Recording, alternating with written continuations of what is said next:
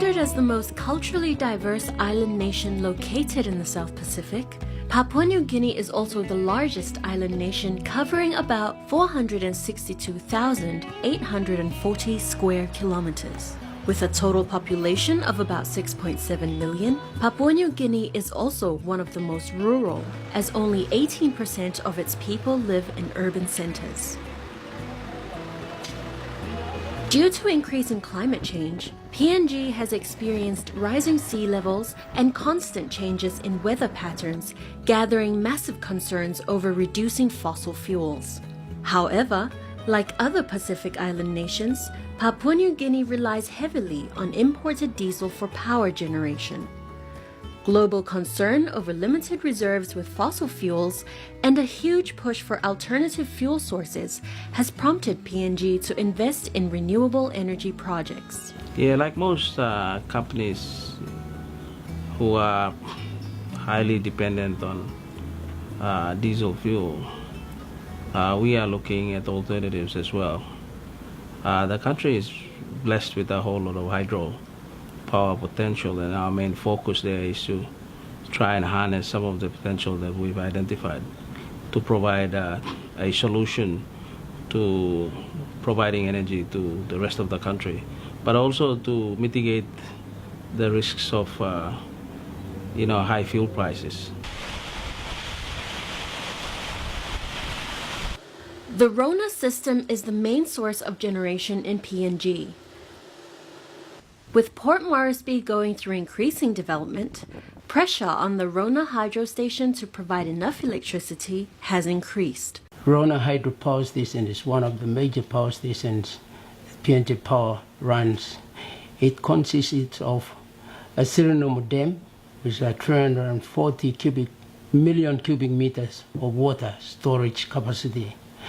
You have a generating set which is 1.5 megawatts. Then you have a hollow jet valve which is used to release water for daily generation for Rona hydropower stations. The Rona Hydro Scheme, located on the Laloki River, is the largest hydro plant in PNG, as it generates to the capacity of about 62.2 megawatts, servicing the national capital as well as the surrounding areas in the central province. But some of the challenges that we face here is that because electricity is a unique commodity that must be generated, and its consumption and generation must be instantaneously and continuously matched. The biggest challenge is that lately we've been having an increase in development in Port Moresby, including the LNG, and the demand for power has really gone up. And the challenges are that we have to provide reliable power supply at least maintain full capacity with the support of Moitaka, Kanudi and other stations. Rona is still the main stations and now. The other challenge is that how can we look after our environment so that there's no oil spills, no erosions taking place, so we engage a drainage system that contractors do, every time we monitor this system.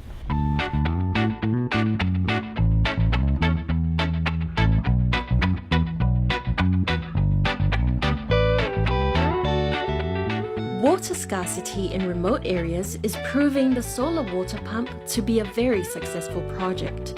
Harnessing the power of the sun, water from deep beneath the Earth's crust is pumped up, providing clean water, improving general health and sanitation standards. The project was established due to shortage of water, or the demand for water here for the teachers and for the students at the school.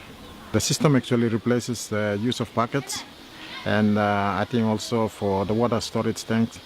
So that is why they targeted this project to actually supply water, especially during the long dry spell. And also during the wet season, the water from the river is always murky, and it's unstable for them to use for drinking water. So that is why they targeted this project to give them good, clean, sufficient water. Since the school was established, there was hardship, especially in water. Now this area is mainly known as a disaster area, and the water system was not in place during those times. Teachers and other communities need to walk from distance, like 2 to 3 kilometers to fetch water. And then now that this project came in, it really helped the community and the school community itself too. The children themselves are having bath and drink during recess times and lunch times. There were sort of sickness like diarrhea and scabies and such in the past. But now that the system has been in place, the children look healthy. Mothers have all the access to do the washing, laundry and all those.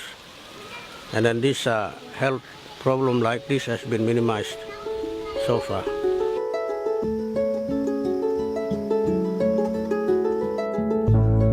Harnessing solar energy from the sun as means to generate a sustainable amount of energy is the key to success for solar-powered projects in PNG. Leading the way is a non-profit organization called AT Projects, located deep within the Goroka province. AT Projects was established in 1989. It was started by myself and my wife, and our main aim was to establish a technology-based organisation. Most NGOs in PNG are really focusing on the software of development, training, awareness, those sorts of things. AT Projects is really technology-based. We have engineers, architects, plumbers, painters, welders, and our real focus is to build projects, get some practical rural development out to our communities.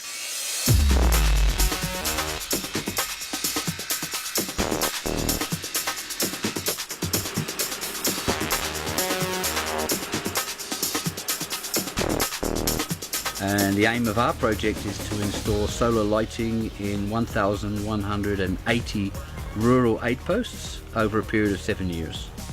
A lot of these rural aid posts are actually very remote. You can get there either by walking or by fixed wing, and occasionally we use helicopters. So we need to install equipment that is very simple and requires very limited maintenance. And the units we get from Light Up the World really only require the battery to be changed every 18 months. There are very few options for these remote areas, and solar generally fits most of the boxes. We've looked at some other technologies, but given that we're only aiming at lighting and we're aiming at fairly limited lighting, about 6 hours a night, solar is a perfect choice.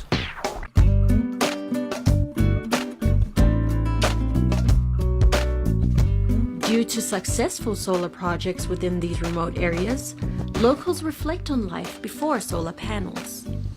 AT Projects proves the success of solar energy in PNG by showcasing the benefits of having sustainable lighting even in remote areas. A feedback we get from these end users, we have found out that this has changed their lives totally.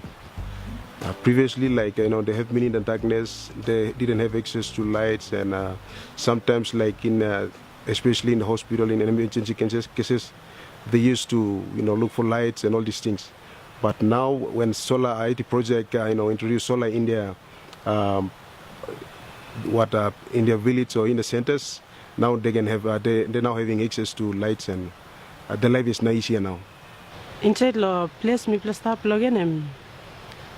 Inside lo one blouse line na dislanem blouse line em kurumba inside lo asaro district na emi place ta inside lo apa asaro we mi pla inogat light na past time mi pla sa kisimol pit lo bus time mi pla like also scaling kai or time mi pla la cook mi pla sa opani pit lo bus na mi pla sa kisim kam lighting na mi pla sa cooking kai o noga te mi pla sa kam olgeta lo town na mi pla sa baim kerosene na mi pla sa karam go laos mi pla sa lighting na kerosene sa givim pla light na sampla time nogat money mi pla sa kam lo town na baim na mi pla sa lo tudak na mi pla lukum ol sem dislem mi pla painim hard lig lo light na mi pla sa film hard na sampla time mi pla sa sleep lo tudak na sampla time mi pla sa cook lo na itu suppose nogat light o suppose mi pla round lo walk around go na sampla time mi pla film ol sem skin and penem Mi plus takam kukim paya kau ko tasol wakim paya kuki kau ko lo paya kai ken am plus silip. Na ino gat light lo ba mi plug and sidan good ku kai ken na pidi mor family yo.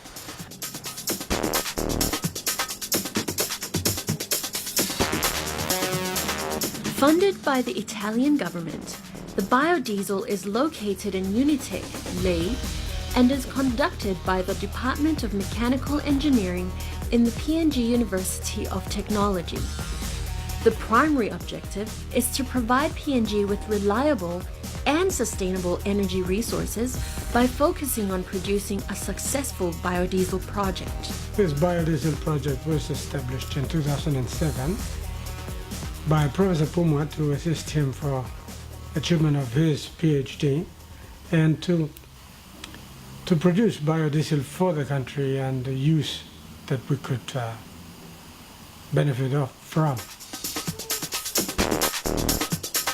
These experimental studies investigate the use of coconut biodiesel as an alternative fuel for diesel engines and investigate the effects on the engine. We have used the biodiesel that we produced on our own, that we produced ourselves on our vehicles, and some of them are tested on small portable engines and generators to produce power so that the electricity can be enjoyed by the people in the rural areas with the use of biodiesel in gensets.